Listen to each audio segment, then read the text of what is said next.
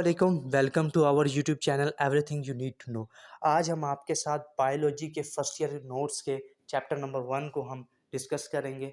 सबसे पहले मैंने इसके अंदर से कुछ चीज़ें एक्सक्लूड कर दी थी और मैंने आपके लिए बेसिक्स है कंटेंट मैंने एक उसके अंदर से समराइज़ किया बुक के अंदर से, आपकी पंजाब टेक्स्ट बुक बोर्ड के अंदर से, जो कि आपके लिए शॉर्ट क्वेश्चंस और लॉन्ग क्वेश्चंस के लिए और एमसीक्यूज़ के लिए बहुत बेनिफिशियल होगा। सबसे पहले हम इंट्रोडक्शन की तरफ चलते हैं। चैप्टर की इंट्रोडक्शन के अंदर सबसे पहले बायोलॉजी की डेफिनेशन थी। तो आप सब जानते हैं कि bio means life and logy means study. तो लाइफ की स्टडी को हम बायोलॉजी कहते हैं। इसके बाद मॉलिक्यूलर बायोलॉजी।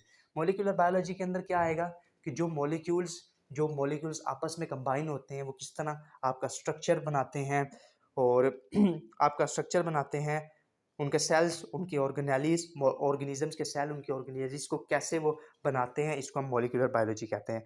इन्वायरमेंटल बायोलॉजी जो है उसके अंदर हम क्या देखते हैं कि इंटरेक्शन देखते हैं हम ऑर्गेनिक और इनऑर्गेनिक जो है इन्वायरमेंट के दरमियान जो इंटरेक्शन है लिविंग ऑर्गेनिजम्स का, उसको हम कहते हैं इन्वायरमेंटल बायोलॉजी। माइक्रोबायोलॉजी के अंदर क्या है, माइक्रोबायोलॉजी के अंदर क्या है, माइक्रो ऑर्गेनिजम्स की स्टडी, इसमें फंजाई, एल्गी, प्रोटोजोआ ये सारे आ जाते हैं।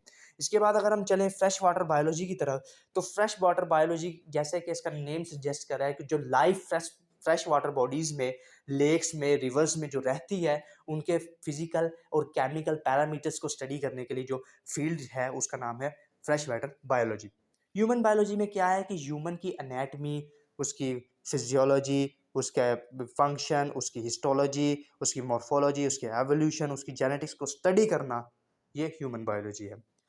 और सोशल बायोलॉजी क्या है कि ह्यूमन का बिहेवियर उसकी सोसाइटी के तरफ कैसा है, उसका कैसा बिहेवियर अपने सोसाइटी के साथ या अपने इन्वायरमेंट के साथ, इसको हम स्टडी करते हैं सोशल बायोलॉजी के अंदर।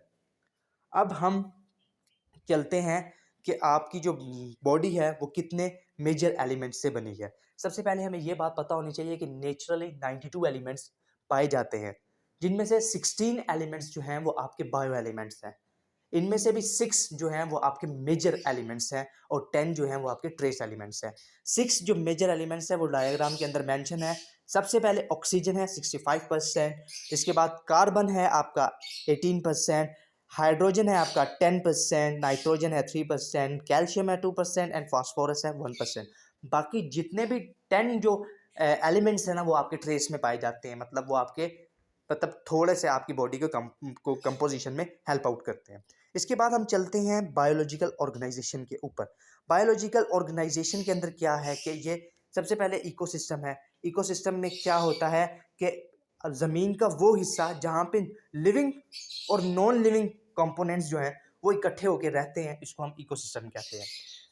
कम्युनिटी लेवल क्या है कि जब डिफरेंट पॉपुलेशंस और different species living together at same time at same place is known as community. मतलब जब डिफरेंट पॉपुलेशंस एक ही जगह पे एक ही वक्त में रहती हैं तो हम उसको कहते हैं कि कम्युनिटी है। ठीक है, अब पॉपुलेशन की तरफ हम चलते हैं। तो पॉपुलेशन में वो कह रहा है कि जब same species living together at same time at same place, मतलब एक ही तरह के ऑर्गेनिजम्स, एक ही किस्म के ऑर्गेनिज्म जब वो एक ही जगह पर और एक ही वक्त में रहते हैं तो हम उन्हें कहते हैं कि ये पॉपुलेशन है। ऑर्गन सिस्टम में क्या है, जब डिफरेंट ऑर्गन्स आपके मिलकर आपके एक ही टास्क को परफॉर्म करते हैं तो हम कहते हैं ये ऑर्गन सिस्टम है। इसकी एग्जांपल है रेस्पिरेटरी सिस्टम। रेस्पिरेटरी सिस्टम में कितने ऑर्गन्स हैं, लंग्स हैं, ट्रैकिया है, ब्रोंकाई है, ब्रोंक्यूल्स है, ये सब के सब क्या है, फेरिंग्स है, लैरिंग्स है, ये क्या है, ये अलग अलग ऑर्गन्स हैं, लेकिन ये मिलकर क्या एक टास्क परफॉर्म कर रहे हैं, आपकी रिस्पायरेशन को ये परफॉर्म कर रहे हैं। तो उसके बाद हम चलते हैं ऑर्गन पर। ऑर्गन क्या है, जब डिफरेंट टिश्यूज मिलकर एक स्पेसिफिक टास्क को परफॉर्म करते हैं तो हम कहते हैं ये टिश्यू है। ठीक है, उसके बाद हम चलते हैं टिश्यू के ऊपर। टिश्यू क्या है, जब सेम जो होते हैं ना सेल्स वो कंबाइन करते हैं और एक परफॉर्म करते हैं एक स्पेसिफिक टास्क को, तो हम कहते हैं ये टिश्यू है। ठीक है, इसके बाद अगर हम सेल की बात करें तो सेल का आपको पता है कि ये बेसिक यूनिट ऑफ लाइफ है, यहाँ से लाइफ ओरिजिनेट होती है। इसके बाद हम ऑर्गेनेलिस की तरफ चलते हैं। तो ऑर्गेनेलिस क्या है, जब मॉलिक्यूलर लेवल के ऊपर मैक्रो और माइक्रो मॉलिक्यूल्स आपस में कंबाइन करते हैं बॉन्डिंग्स के जरिए, तो वो एक ऑर्गेनेली को फॉर्म करते हैं। जब डिफरेंट ऑर्गेनेलीज अपना परफॉर्म करती हैं स्पेसिफिक टास्क, तो वो एक सेल कॉन्स्टिट्यूट करती हैं। इसके बाद हम चलते हैं यहाँ पे एटॉमिक और सब एटॉमिक लेवल के ऊपर। एटॉमिक और सब एटॉमिक लेवल क्या है? एटम क्या है? एटम क्या है कि एक एलिमेंट का सबसे छोटा हिस्सा जिसके अंदर उस एलिमेंट की खसूसियात पाई जाती हैं, उसको हम एटम कहते हैं। और सब एटॉमिक पार्टिकल्स क्या है कि एटम जिन चीजों से मिलकर बना होता है उनको कहते हैं इलेक्ट्रॉन, प्रोटॉन्स एंड न्यूट्रॉन्स, और इनको कलेक्टिवली कहते हैं सब एटॉमिक पार्टिकल्स, जिनसे एटम कॉन्स्टिट्यूट होता है। इसके बाद आपके पास मॉलिक्यूलर लेवल के अंदर आपके पास दो टाइप्स हैं, मैक्रोमोलिक्यूल्स एंड माइक्रोमोलिक्यूल्स। मैक्रोमोलिक्यूल्स क्या है कि वो मॉलिक्यूल्स जिनका मॉलिक्यूलर वेट हाई है, 10,000 डाल्टन से ज्यादा का मॉलिक्यूलर वेट है, उनको हम कहते हैं कि ये मैक्रोमोलिक्यूल्स हैं। इनके अंदर स्टार्च, प्रोटीन्स, ये सब चीजें आती हैं। और माइक्रोमोलिक्यूल्स वो हैं जिनके अंदर जो उनका मॉलिक्यूलर वेट है वो कम होता है, 10,000 डाल्टन से कम होता है, हम उनको कहते हैं माइक्रोमोलिक्यूल्स है। इसके अंदर वाटर, कार्बन डाइऑक्साइड, ऑक्सीजन, ये सब के सब इस माइक्रोमोलिक्यूल्स के अंदर आते हैं। लेकिन बायोलॉजी के अंदर मॉलिक्यूल्स को दो हिस्सों में डिवाइड किया गया है, एक ऑर्गेनिक मॉलिक्यूल्स हैं, एक इनऑर्गेनिक मॉलिक्यूल्स हैं। ऑर्गेनिक मॉलिक्यूल्स वो हैं जिनके अंदर कार्बन, हाइड्रोजन के एटम शामिल होते हैं। इनऑर्गेनिक मॉलिक्यूल्स वो हैं जिनमें कार्बन और हाइड्रोजन के एटम शामिल नहीं होते हैं।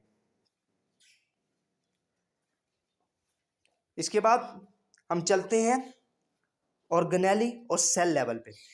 जब डिफरेंट मॉलिक्यूल्स अरेंज करते हैं अपने, चाहे आया वो मैक्रो मॉलिक्यूल्स से या माइक्रो मॉलिक्यूल्स से, उन्होंने अपने आप को अरेंज किया तो उन्होंने एक ऑर्गेनेली को कॉन्स्टिट्यूट किया। ऑर्गेनेली का अपना फंक्शन होता है, हर सेल के अंदर हर ऑर्गेनेली का अपना अलग अलग फंक्शन होता है। राइबोसोम्स प्रोटीन सिंथेसिस करते हैं।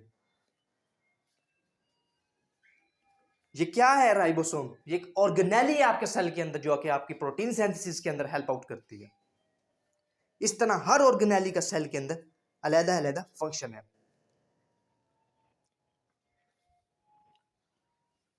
इसके बाद हम चलते हैं सेल के ऊपर।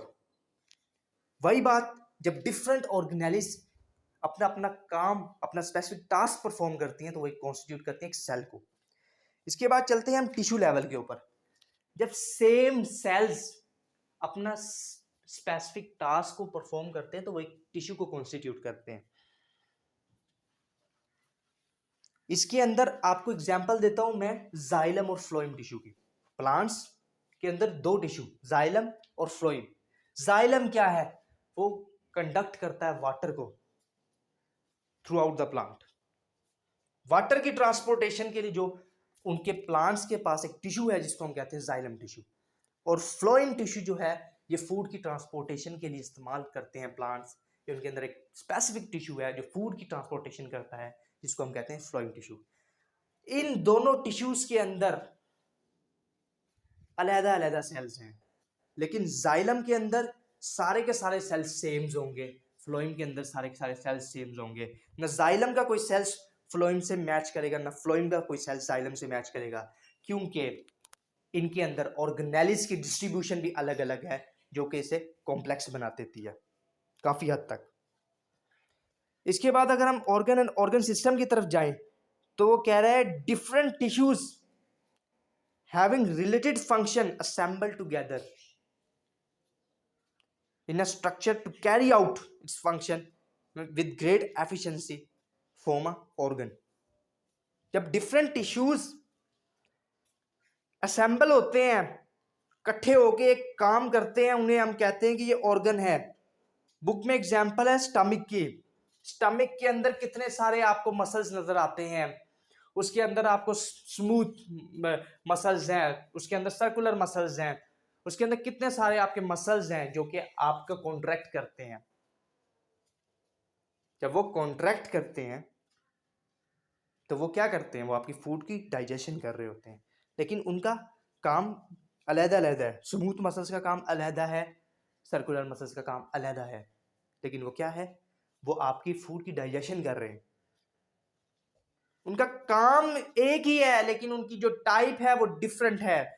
उनका काम जो है ना वो डिफरेंट टिश्यूज का डिफरेंट है, लेकिन उनका एक बेसिक जो उनका टास्क है कि उन्होंने डाइजेशन करवानी है। इसके बाद हम चलते हैं ऑर्गन सिस्टम के ऊपर। जब दो या दो से ज्यादा ऑर्गन्स आपस में कंबाइन होते हैं, असेंबल होते हैं एक स्पेसिफिक टास्क को परफॉर्म करने के लिए, तो हम उन्हें कहते हैं कि ये ऑर्गन सिस्टम है। इसकी एग्जांपल है यूरिनरी सिस्टम। यूरिनरी सिस्टम के अंदर कितने ऑर्गन्स हैं? किडनी है, यूरिनरी ब्लैडर है, यूरिथ्रा है, ये सब के सब यूरिटर्स हैं, ये सब के सब सीक्वेंस वाइज एक दूसरे के साथ कोऑर्डिनेशन करते हैं और ये कैरी आउट करते हैं एक स्पेसिफिक टास्क को क्या कराने के लिए? आपकी यूरिनेशन के लिए। आपका जो एक्सक्रीटरी मटेरियल है वो बॉडी को उसको एक्सक्रीट आउट कराते हैं ये, तो ये आपका एक सिस्टम को कॉन्स्टिट्यूट करते हैं। ये एग्जांपल है ऑर्गन सिस्टम की। इसके बाद हम चलते हैं, अब ऑर्गन सिस्टम के अंदर सब जो ऑर्गन्स हैं वो कोऑर्डिनेशन के अंदर काम करते हैं। यहाँ पे उसने एक बात बहुत अहम बुक ने बताई है, वही बात ये है कि प्लांट्स के अंदर ऑर्गन सिस्टम नहीं पाया जाता, एनिमल्स के अंदर ऑर्गन सिस्टम पाया जाता है। प्लांट्स के अंदर ऑर्गन सिस्टम इसलिए नहीं पाया जाता क्योंकि उनका कोई खास काम नहीं है, उनका लोकोमोशन नहीं है, वो लोकोमोशन नहीं करते हैं। वो उनका जो वेस्ट मटेरियल जो वो एक्सक्रीट जो करते हैं वो अपने लीव्स के जरिए करते हैं। लीव्स जब वो येलो लीव्स होना शुरू हो जाते हैं, उनके अंदर टॉक्सिक मटेरियल्स आके उनके अंदर जमा होना शुरू हो जाते हैं, तो वो ऐसा ऐसा उन लीव्स को शेड कर देते हैं, उनको गिरा देते हैं, और वो अपने इस तरह अपने उस वेस्ट मटेरियल से वो जान छुड़ा लेते हैं। होप सो आपको ये वीडियो पसंद आए। चैनल को सब्सक्राइब करें और बेल आइकन को प्रेस करें ताकि हमारी नई आने वाली हर इंफॉर्मेटिव वीडियो से अप टू डेट रहें। थैंक यू एंड अल्लाह हाफिज़।